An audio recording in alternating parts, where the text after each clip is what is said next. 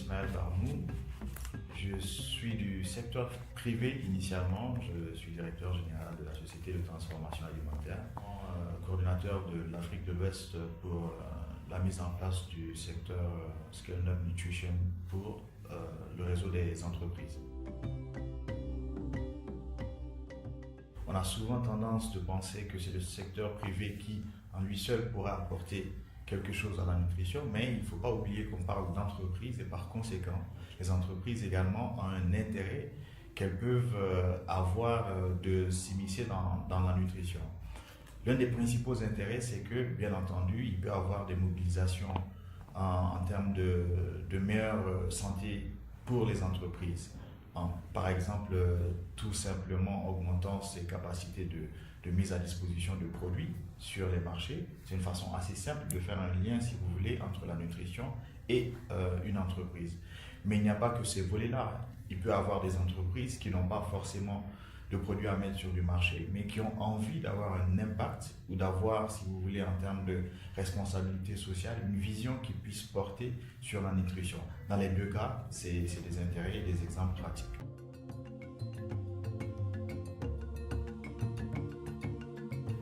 Oui, l'intérêt d'avoir une dynamique régionale, c'est qu'il y a une certaine cohérence, mais aussi il y a beaucoup de bonnes pratiques, d'expériences, de vécu des autres pays qui pourraient aider à faire une démarche meilleure, on va dire, ou une démarche plus pragmatique.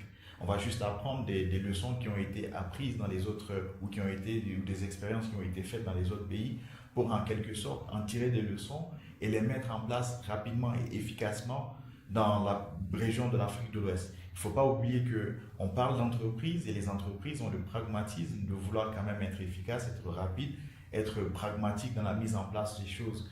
Et la mise en place d'un réseau d'entreprises ne déroge pas à cette règle-là.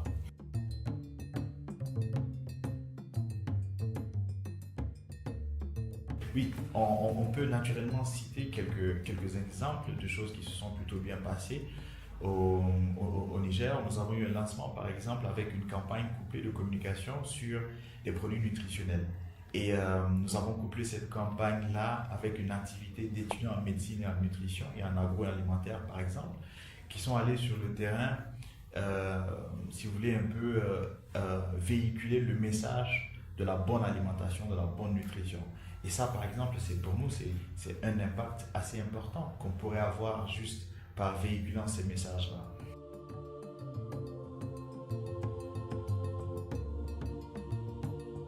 Toutes les entreprises ont un rôle ou en tout cas une possibilité d'avoir une place autour de la table avec le réseau des entreprises pour apporter une réponse à la nutrition, pour contribuer à améliorer, si vous voulez, ce statut nutritionnel-là dans nos pays. C'est un peu, je vais dire que c'est un peu plus compliqué que cela dans le sens où les entreprises qui rejoignent la démarche Sun Business Network ne sont pas forcément là que pour avoir l'accès aux entreprises ou aux institutions financières. Ça, c'est un des outils, ou si vous voulez, ça, c'est une des réponses que nous avons aux entreprises d'avoir un intérêt à se mettre autour de la table.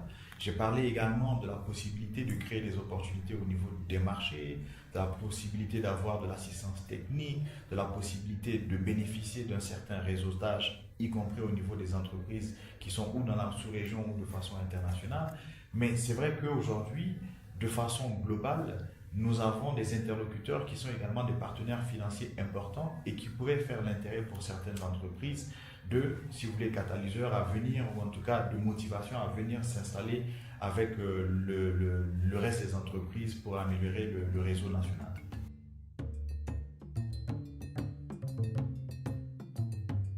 Mais je pense que la première chose qu'il faut reconnaître quand même, c'est que la clarté du message est la première façon de lutter contre les conflits d'intérêts.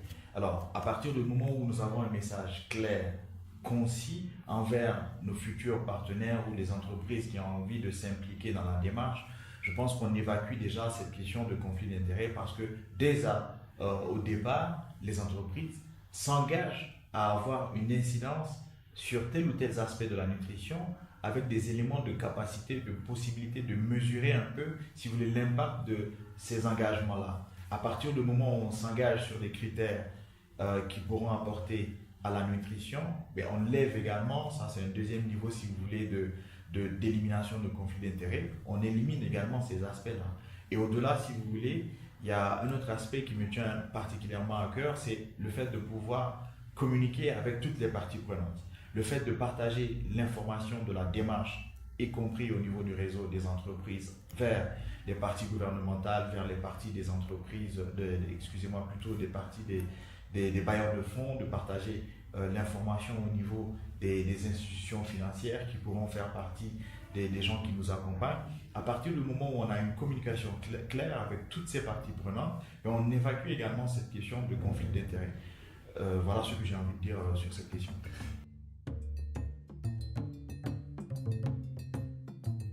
Le premier conseil que j'ai envie de dire, c'est plus un conseil que nous recevons, c'est quand même de pouvoir avoir accès à la discussion avec les points focaux nationaux pour qu'on puisse déjà comprendre leurs besoins. Et à partir de là, on peut apporter des supports, de l'aide, des solutions à la définition à partir de la définition de besoins de chaque pays.